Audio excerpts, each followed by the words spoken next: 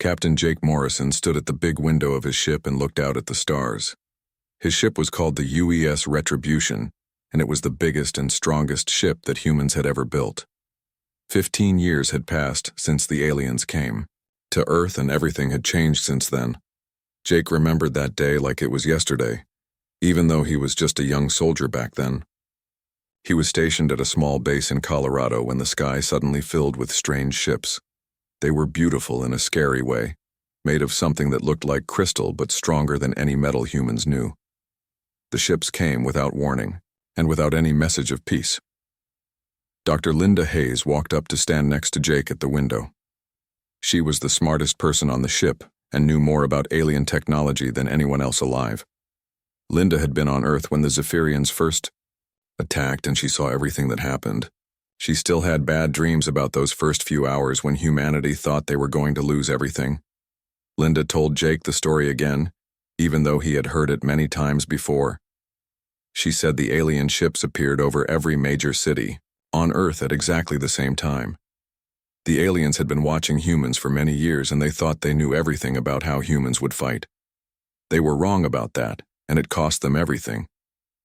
The Zephyrians had technology that was far beyond anything humans had seen. Their weapons could cut through the strongest human armor like it was paper. Their shields could stop any weapon that humans fired at them. Their ships were faster and more powerful than anything in the human fleet. On paper, they should have won the war in a few days. Commander Alex Carter joined them at the window. Alex had been a Marine during the invasion, and he fought in some of the worst battles on Earth. He was tough and smart and never gave up no matter how bad things got. Alex told them about the first day when the aliens landed their troops in New York City. The Zephyrian soldiers were tall and thin with gray skin and big black eyes. They wore armor that could stop bullets and carried weapons that could melt tanks. They moved in perfect formation like they were all part of one mind. Their commanders had studied human military tactics for decades, and they knew exactly how humans were supposed to fight. But humans did not fight the way the aliens expected. When the Zephyrians landed in Central Park, they thought the humans would line up like soldiers and try to fight them in open battle. Instead, the humans disappeared into the buildings and started shooting from windows and rooftops. The aliens had never seen anything like guerrilla warfare before, and they did not know how to handle it. Alex smiled when he remembered how confused the aliens looked when humans started using tactics that were not in any military book. Humans would attack and then run away before the aliens could fight back. They would hide bombs in places where aliens would walk. They would trick the aliens into going into buildings that would then fall down on top of them. The worst part for the aliens was that they could not tell which humans were soldiers and which were just normal people. Every human could be dangerous, and that scared the Zephyrians more than any weapon. They had expected to conquer a planet of scared civilians, but instead they found a planet where everyone was ready to fight. Lieutenant Katie Brooks came running up to them with important news. Katie was young, but she was one of the best pilots in the fleet. She had just come back from checking out an alien ship that they found floating in the asteroid belt. The ship was damaged and empty except for some very interesting information in its computers. Katie told them that the ship belonged to Zephyrian scouts who had been running away from something in the center of the galaxy. When the human team got into the ship's computer, they found files that made them all very worried. The files were intelligence reports about Earth that were being shared with other alien races across the galaxy. The reports said things about humans that made Jake feel proud and scared at the same time. The aliens were warning each other about how dangerous humans had become. They said that humans were not like any other species they had ever encountered. They said that humans learned too fast and fought too hard and never knew when to give up. One report said that the Zephyrian Empire had lost an entire fleet trying to control one small human planet. It said that humans had taken Zephyrian weapons and made them better in just a few months. It said that human soldiers would keep fighting even when they were hurt and outnumbered. It said that humans were unpredictable, and that was the most dangerous thing about them. But the most important thing in the reports was a warning to all alien species to stay away from human space. The report said that attacking humans was the worst mistake the Zephyrians had ever made. They said that humans did not just fight to defend themselves, but to make sure that no one would ever attack them again. Jake looked back out at the stars and thought about how much had changed. Before the invasion, humans were just starting to explore space and they thought they were alone in the universe. They had dreams of meeting friendly aliens and sharing knowledge and culture. Those dreams died the day the Zephyrians arrived. Now, humanity controlled more space than the Zephyrian Empire ever had. Human ships patrolled star systems that used to belong to aliens. Human bases were built on planets that aliens had once called home, and everywhere humans went, other alien species would pack up and leave rather than risk a fight. Linda looked at the reports again and shook her head. She said it was amazing how wrong the Zephyrians had been about humans. They thought humans were weak because they fought each other and had different governments. They did not understand that those differences made humans stronger because they could think of solutions that no one else would ever consider. The ship's communication system made a sound, and Jake heard his officers calling him to the bridge. More alien ships had been detected near human space, and they needed to decide what to do about them. Jake smiled as he walked toward the bridge because he knew exactly what would happen next. The aliens would see the human ships coming, and they would run away as fast as they could, just like all the others did now. Admiral Susan Cole remembered the day she learned that humans were different from every other species in the galaxy. She had been hiding in the ruins of Chicago with a small group of resistance fighters when they found their first piece of Zephyrian technology. It was a weapon that had been dropped by a wounded alien soldier, and Susan knew it could change everything. Most species would have tried to copy the alien weapon exactly the way it was made. They would have spent years trying to understand every small part and then tried to build the same thing. But humans did not work that way, and the aliens never understood that. Humans looked at alien technology and asked themselves how they could make it better. Susan took the weapon to Tony Martinez, who was the best engineer in their group. Tony had worked on cars and airplanes before the invasion, but he was smart enough to figure out how any machine worked. Tony took the weapon apart and studied every piece while alien ships flew overhead, looking for human survivors. Tony discovered that the Zephyrian weapon used energy in a way that humans had never seen before. The aliens could store massive amounts of power in crystals that were smaller than a human finger. They could fire beams of pure energy that could cut through steel like butter. But Tony found something the aliens had missed in their own design. The weapon had a safety system that prevented it from overloading and exploding. Tony realized that if humans removed the safety system, they could make the weapon much more powerful. It would be dangerous to use, but humans were willing to take risks that aliens would never consider. Within a week, Tony had built 3 weapons that were twice as powerful as anything the Zephyrians carried. Dr. Peter Kim was working in a secret laboratory built deep underground where the aliens could not find it. Peter was a physicist who had been studying energy and matter since before the invasion.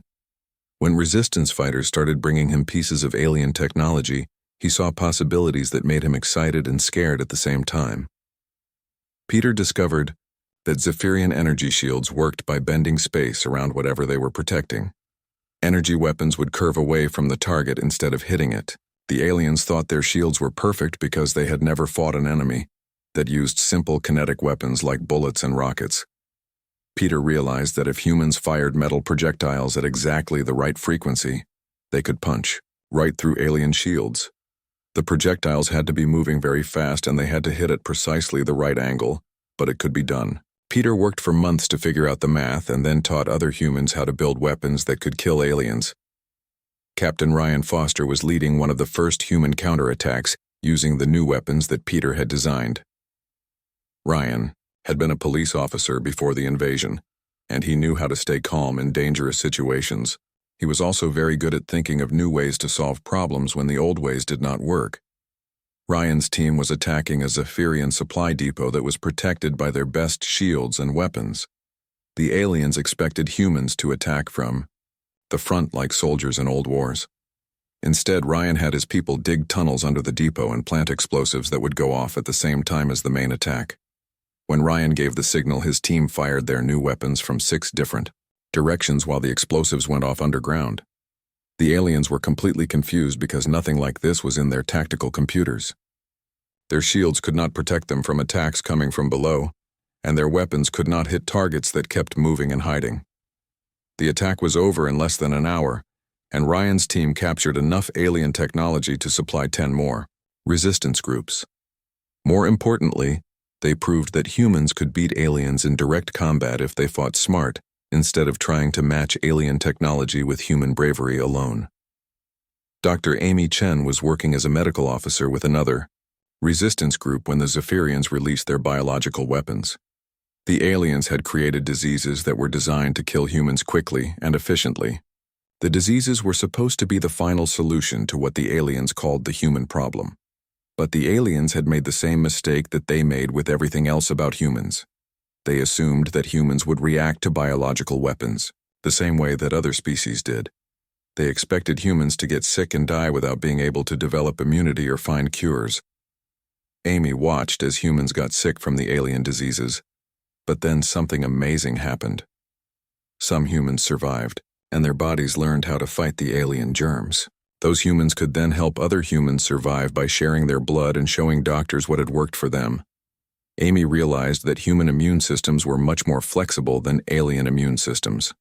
Aliens had evolved to be very good at fighting specific diseases, but humans could adapt to fight almost anything. Within 6 months, most humans had developed immunity to alien biological weapons, and the Zephyrians had lost their last advantage. The resistance groups started working together and sharing information in ways that the aliens could not predict or stop. Humans who had never met each other before the invasion learned to cooperate perfectly. They could coordinate attacks across entire continents without any central command structure.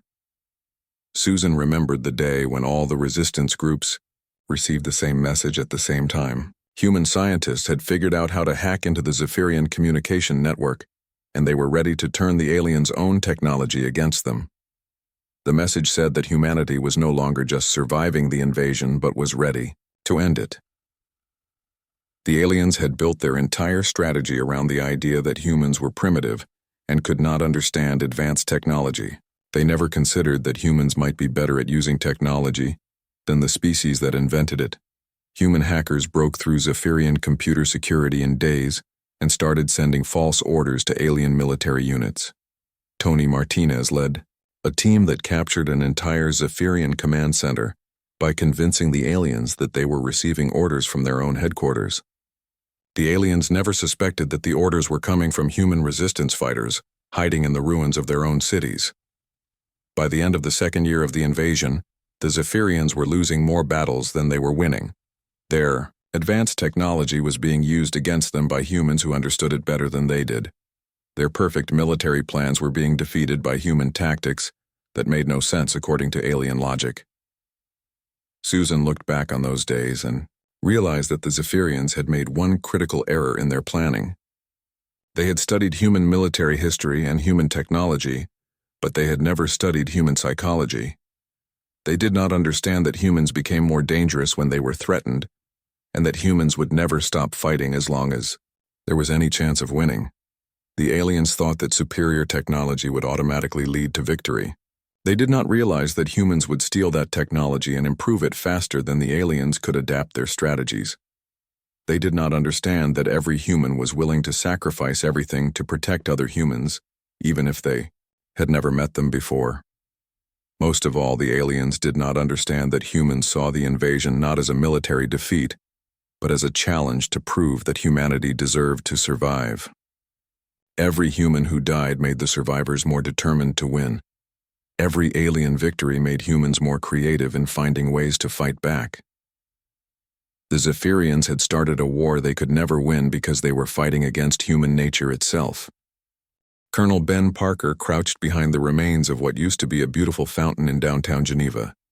3 years had passed since the Zephyrians first invaded Earth, and now the final battle for the planet was about to begin. Ben had fought in every major battle since the invasion started, and he knew this one would decide everything. Geneva had been the Zephyrian command center for all of Europe, and the aliens had turned the city into a fortress that they thought humans could never capture. The aliens had energy shields protecting every building and automated defense systems that could shoot down anything that moved. They had the best of their technology concentrated in one place, and they were sure that humans would never be able to break through. But Ben and his soldiers had learned things about fighting in cities that the aliens never expected. The Zephyrians were used to fighting on planets where cities were built in neat patterns with wide streets and open spaces. Human cities were messy and complicated with underground tunnels and old buildings that connected to each other in ways that made no sense to alien minds. Ben's team had spent months learning every secret passage and hidden tunnel in Geneva. They knew which buildings had basements that connected to other buildings. They knew where the old subway tunnels ran and how to use them to move around without being seen. Most importantly, they knew how to turn the city itself into a weapon against the aliens. The Zephyrians had built their defense plans around the idea that humans would attack from outside the city and try to fight their way in. They never considered that humans might already be inside the city hiding in places that alien sensors could not detect. Ben had over 2,000 soldiers hidden throughout Geneva, and the aliens had no idea they were there. Flight Commander Lisa Moore was flying high, above the city in one of the new human fighters that had been built using stolen alien technology. Lisa had been one of the first pilots to learn how to fly Zephyrian ships, and she was amazed by how much better human pilots were than alien pilots once they understood the technology. The alien ships were faster and more heavily armed than anything humans had built before the invasion, but they were designed for pilots who thought in very predictable ways. Zephyrian pilots followed complex battle plans that told them exactly what to do in every situation. They were very good at executing these plans, but they did not know what to do when something unexpected happened. Lisa and the other human pilots had learned to be completely unpredictable in combat. They would change direction suddenly without warning. They would attack from angles that made no tactical sense. They would work together in ways that confused alien computer systems, because human pilots could communicate and coordinate faster than any artificial intelligence. The battle above Geneva started when Lisa's squadron attacked the main Zephyrian fleet that was protecting the city. The aliens expected humans to fly in formation and attack their strongest ships first. Instead, the human pilots scattered in every direction and started attacking random targets with no apparent pattern. The Zephyrian computers could not predict where the humans would attack next, because the humans were not following any logical strategy. They were just causing as much chaos as possible while staying alive. The aliens wasted ammunition firing at targets that were no longer there, and their own ships started crashing into each other because their formation had been completely disrupted. Dr. Karen White was working in a hidden bunker underneath the city, with a team of the best computer experts that humanity had left. Karen had been a mathematician before the invasion, but she had learned more about alien computer systems than anyone else on Earth. She was about to do something that would change the course of the war forever.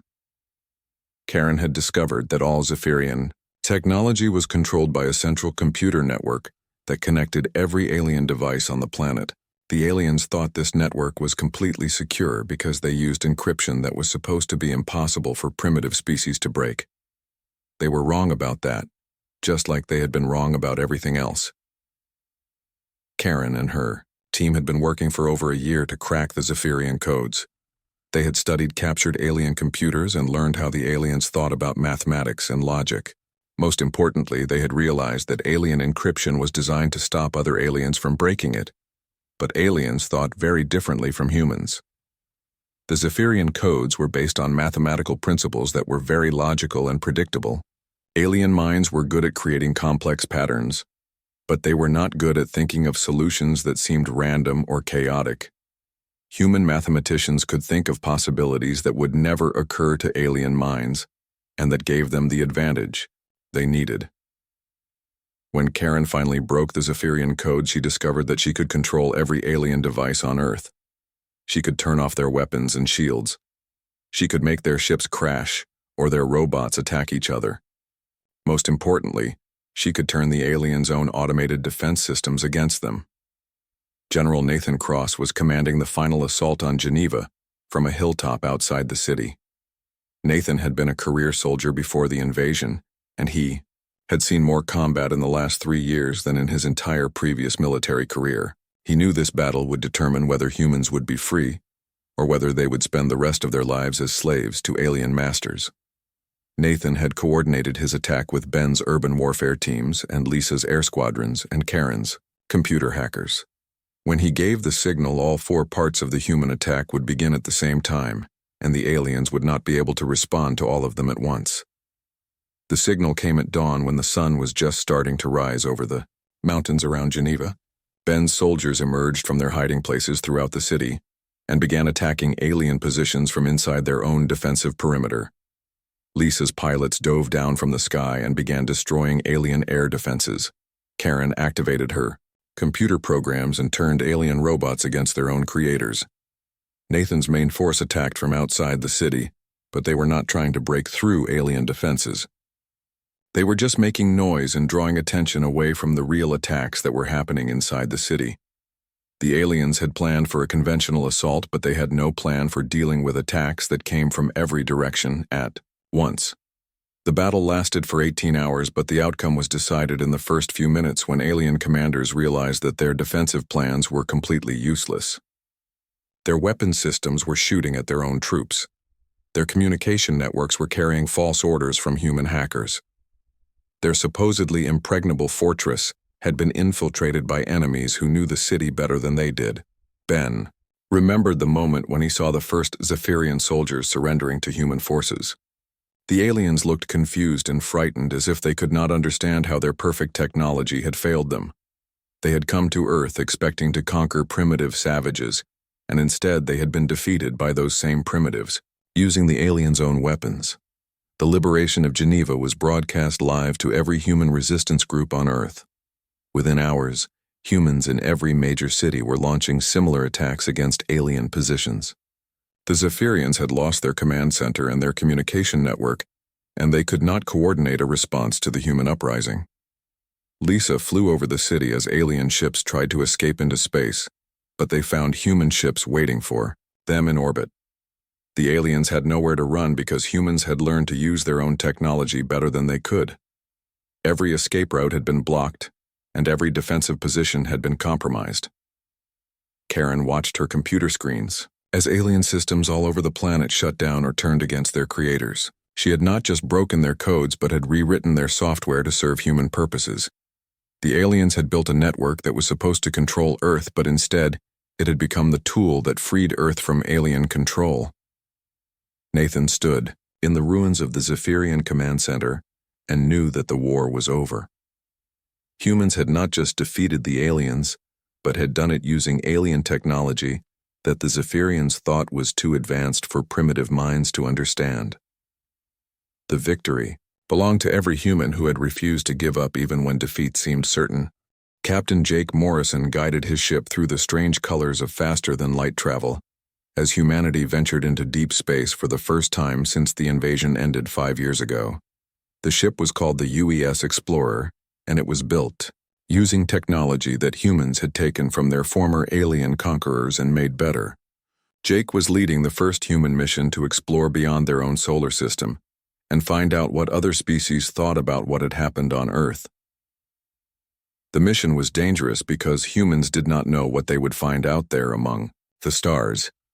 Intelligence reports suggested that the Zephyrian defeat had caused panic among other alien civilizations, but humans needed to know for sure. Jake's ship was fast and well-armed, but it was also small enough to avoid detection if they encountered hostile alien forces. Commander Grace Taylor was the intelligence officer on Jake's ship, and she had spent the last 5 years studying captured Zephyrian files about other species in the galaxy. Grace had learned that the Zephyrians were part of a larger alliance of alien civilizations that shared information about potential threats and opportunities. The defeat of the Zephyrians had sent shockwaves through this alliance and changed everything. Grace told Jake about the intercepted communications that human spy satellites had been collecting since they gained access to alien technology. The communications showed that species throughout the galaxy were talking about what the humans had done to the Zephyrians. Some of the messages were filled with fear, while others contained warnings about the danger of underestimating human capabilities. The most interesting messages came from species that had been planning their own invasions of Earth before the Zephyrians arrived first. These species had been studying human civilization and military capabilities for decades, and they thought they understood exactly how weak and divided humanity was. The Zephyrian defeat had forced them to completely reconsider their plans. Jake's ship reached the edge of what used to be Zephyrian space, and immediately detected signs of alien activity. There were ships and space stations that belonged to different species, all apparently fleeing from the area as fast as their technology would allow them. The aliens were abandoning entire star systems rather than risk any contact with human forces. Captain Dan Roberts was commanding a different human ship that had been sent to investigate Zephyrian military installations in another part of their former territory. Dan was a former Marine who had fought in the urban battles during the liberation of Earth, and he understood how alien minds worked better than most humans. His mission was to capture Zephyrian military records and find out what other species knew about human capabilities. Dan's target was a massive space station that had served as a regional command center for Zephyrian military operations. The station should have been heavily defended with the best alien technology, but when Dan's ship approached, they found it almost completely abandoned. Only a small caretaker crew remained, and they surrendered immediately when they detected the human ship. The Zephyrians who remained on the station were not the proud conquerors who had invaded Earth 5 years earlier. They looked scared and defeated, as if they had lost something more important than just a war. Dan realized that the aliens had lost their confidence in their own superiority, and that was more valuable than any military victory. Dr. Michelle Green was the xenobiologist on Dan's ship, and her job was to study alien psychology and behavior patterns to help humans understand how other species thought. Michelle had learned that most alien species were very rigid in their thinking and found it difficult to adapt when their basic assumptions about the universe turned out to be wrong. Michelle interviewed the Zephyrian prisoners and discovered that the defeat on Earth had caused a complete breakdown in their military command structure. Zephyrian officers who had been respected for their tactical genius were now blamed for failing to understand human nature. The entire Zephyrian military philosophy was being questioned because it had failed so completely against humans. The captured Zephyrian files revealed something that made Dan and Michelle very worried. The aliens had not just been studying human military capabilities, but had been analyzing human psychology and social structures. They had concluded that humans were weak because they fought among themselves and had different governments and belief systems. The Zephyrians had thought that human diversity was a weakness that could be exploited to turn humans against each other. They never understood that human diversity was actually a source of strength, because it meant that humans could think of solutions that no single unified species would ever consider. The failure to understand this basic fact about humanity had doomed their invasion from the beginning. But the files also showed that other alien species were learning from the Zephyrian mistake. Species that had once dismissed humans as primitive were now studying human history and culture, trying to understand what made humans so dangerous. Some species had decided that the safest approach was to avoid any contact with humans at all costs. Jake's ship encountered a convoy of alien refugee ships fleeing from territory that was now under human control. The refugees belonged to several different species that had been allied with the Zephyrians, and they were all heading for the outer rim of the galaxy, where they hoped to be safe from human expansion. Jake decided to follow the convoy and see where they were going. The refugee convoy led Jake's ship to a massive space station that had been built in empty space far from any star system. The station was filled with aliens from dozens of different species, all of whom had abandoned their homeworlds rather than risk confrontation with humanity. Jake realized that the human victory over the Zephyrians had created the largest refugee crisis in galactic history. Grace intercepted communications from the refugee station that revealed the true extent of the fear that humans had created among alien civilizations. Species that had never heard of Earth before the Zephyrian invasion were now altering their expansion plans to avoid any possibility of encountering human forces. The mere possibility of conflict with humans was enough to make entire civilizations change their behavior. One intercepted message was from a species called the Hegemony that controlled over 100 star systems and had been expanding their territory for thousands of years. The message ordered all hegemony forces to establish a buffer zone around human space and to avoid any actions that might be interpreted as hostile by human authorities. A species that had never lost a war was now afraid of a species that had only been in space for a few years. Dan's ship found evidence of other species that had been even more dramatically affected by the human victory. Several alien civilizations had completely reorganized their military forces, and change their strategic doctrines based on lessons learned from the Zephyrian defeat. They were all trying to figure out how to fight an enemy that did not follow the rules of warfare that had governed galactic conflicts for millennia.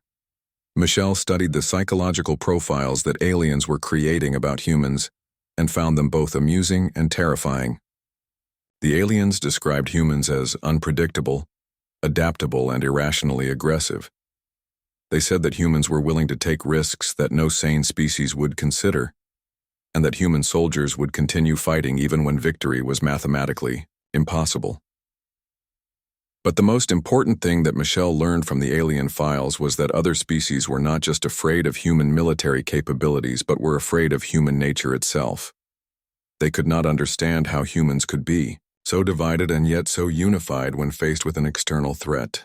They could not comprehend how humans could hate each other and still work together to defeat a common enemy. Jake realized that humanity had won something much more valuable than just a military victory over the Zephyrians. They had established a reputation that would protect Earth for generations to come. No alien species would ever again make the mistake of thinking that humans were weak or primitive, because the price of that mistake was too high. The human ships returned to Earth with intelligence that would reshape humanity's understanding of their place in the galaxy. They had learned that fear could be more powerful than any weapon, and that sometimes the best way to win a war was to make sure that no one would ever dare to start one. The galaxy had learned to respect human capabilities, and that respect would keep the peace better than any treaty or alliance ever could. Admiral Susan Cole stood on the bridge of the UES Retribution 15 years after the Zephyrian invasion and watched as another alien fleet changed course to avoid human space.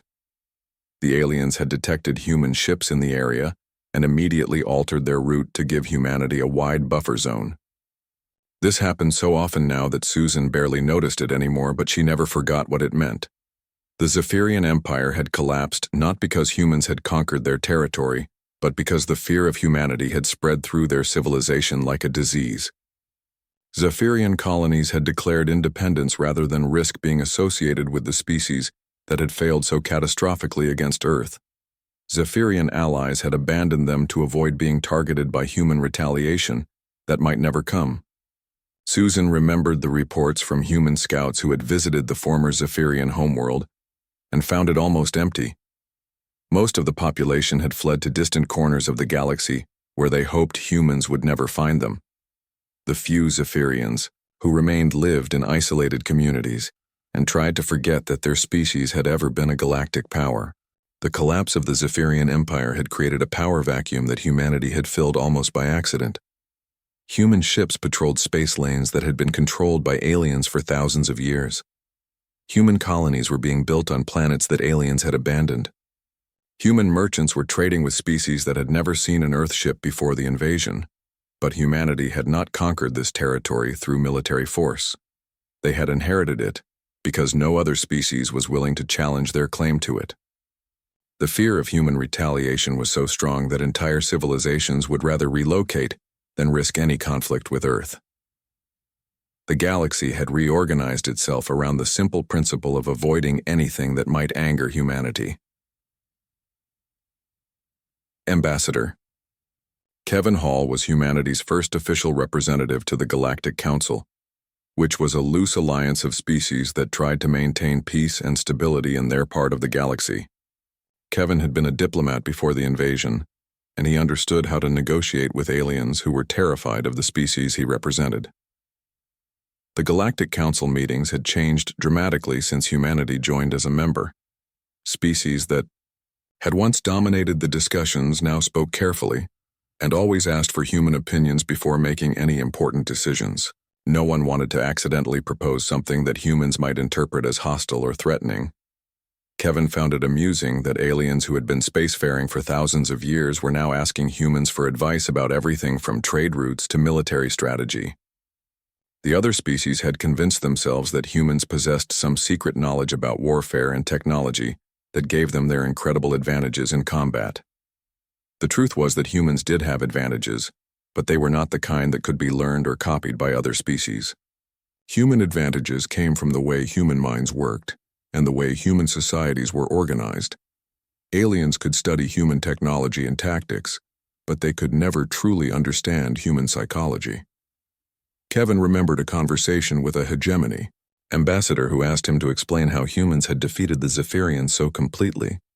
The alien could not understand how a species that had barely reached space could destroy an empire that had existed for millennia. Kevin tried to explain human adaptability and creativity, but he could see that the alien did not really comprehend what he was saying. The hegemony ambassador kept asking for the secret weapon or advanced technology that had given humans their victory. He could not accept that humans had won simply by being better at learning and adapting than their enemies. The idea that victory could come from thinking differently rather than having better equipment was completely foreign to the alien mind. Dr. Linda Hayes was now the head of human xenological research, and she spent her time studying why other species found humans so disturbing.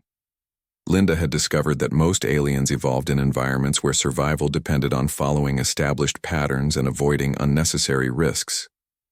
Human evolution had been different and had produced a species that thrived on change and uncertainty. Linda's research showed that human unpredictability was not just a tactical advantage, but was something that violated alien understanding of how intelligent species should behave. Aliens expected other species to act rationally and follow logical patterns. Humans acted rationally, but their logic was different from alien logic, and that difference was what made them seem so dangerous. The most important discovery that Linda made was that aliens were not just afraid of human military capabilities, but were afraid of human influence on galactic civilization. Everywhere humans went, they changed things in ways that aliens found uncomfortable. Human ideas about freedom and individual rights were spreading to other species and causing social upheaval in alien societies. Captain Jake Morrison was now commanding deep space exploration missions that were mapping the galaxy and making contact with species that had never encountered humans before. Jake had learned that humanity's reputation preceded them everywhere they went, and that most species had already heard stories about what happened to the Zephyrians. Jake's latest mission had taken him to the edge of unexplored space, where his ship had encountered a species called the Architects, who claimed to be the oldest civilization in the galaxy.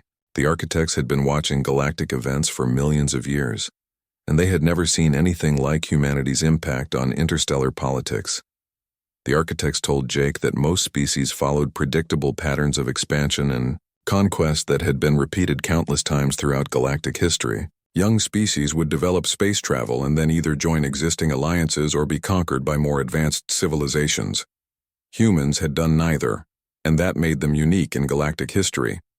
Instead of following established patterns, humans had created their own path that no other species understood or could predict. They had turned a military defeat into a reputation for invincibility. They had transformed from victims into the most feared species in the galaxy without conquering anyone or starting any wars. The Architects found this fascinating and terrifying at the same time. Jake realized that humanity had accidentally created a new form of galactic politics, based on reputation rather than military force. Other species avoided conflict with humans, not because they had seen human armies in action, but because they had heard stories about what happened to those who underestimated human capabilities. Fear of the unknown was more powerful than fear of any known weapon. The long-range sensors on Jake's ship detected signs of a massive alien fleet moving through distant space. The fleet belonged to a species from outside the galaxy that was apparently planning to invade local space and conquer whatever civilizations they found there. Jake knew that this fleet would eventually encounter human territory, and he wondered what would happen when unstoppable force met immovable object. But as Jake watched the sensor readings, he saw something that made him smile. The alien invasion fleet had changed course after detecting the edge of human space. Long-range communications were being sent back toward their home galaxy, and the fleet was slowing down, as if the commanders were reconsidering their plans. Jake realized that even species from outside the galaxy had heard about what humans had done to the Zephyrians. The story of humanity's victory had spread beyond the local galactic region and was now influencing the behavior of civilizations that were millions of light years away from Earth. The reputation that humans had earned 15 years ago was still growing and still protecting them. Dr. Linda Hayes received a communication from the exploration fleet that made her laugh out loud. The alien invasion force had not just changed course, but had sent a diplomatic message to Earth asking for permission to pass through human space peacefully. A fleet that had been planning to conquer the galaxy was now asking humans for safe passage as if humanity controlled territory they had never even visited. Linda realized that this was the ultimate proof of how completely the galaxy's perception of humanity had changed. 15 years ago, humans had been considered primitive and helpless. Now they were seen as so powerful that even invasion fleets from other galaxies would rather negotiate than fight. The Zephyrian invasion had created a legend that was more effective than any military force. Susan Cole looked out at the stars and thought about how much the galaxy had changed since that terrible day, when alien ships first appeared over Earth. Humanity had not set out to become a galactic power, but had achieved that status simply by refusing to be conquered. They had not wanted to be feared, but had earned that fear by proving that they could not be defeated. The greatest victory was not that humans had beaten the Zephyrians, but that they had made sure no one would ever try to repeat the Zephyrian mistake. The galaxy had learned that some species should not be underestimated, and humanity was at the top of that list. The invasion had ended 15 years ago, but its consequences would protect Earth for centuries to come, because now everyone knew the truth. They invaded Earth once, and there truly was no one left willing to try again.